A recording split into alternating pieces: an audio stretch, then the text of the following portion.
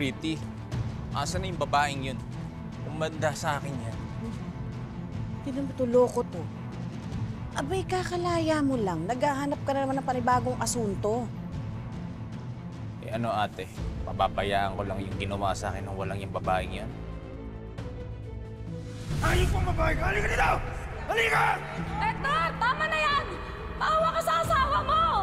May araw ka rin! Mabubuti Hector! Tama na yan! Ayusin mo! Dito, tingin. Tingin o.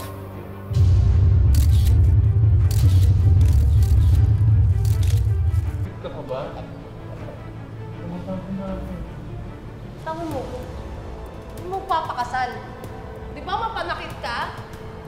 Ba't naman ako magpapakasal sa isang batunggan at babaero kagaya mo?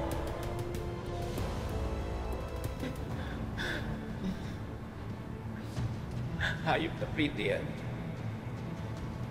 Palabas talaga ako dito ate. Makakatikip sa akin yan.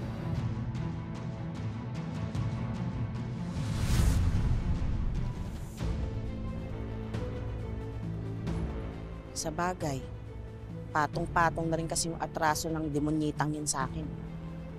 Kaya nga dapat, turukan ng leksyon yung hayop na yan.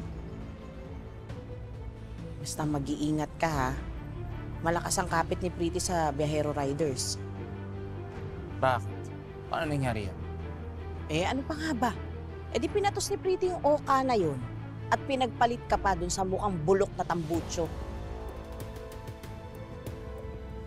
Habang ako nagkidurusa sa loob ng kulungan, talagang nagpapakasaya siya. Talagang sinadya niya ipakulong ako para magawa niya lahat ng gusto niya. Kaya ate, lintik lang ang walang ganti. Siguraduhin mo sa gagawin mo, hindi ka babalik ng kulungan.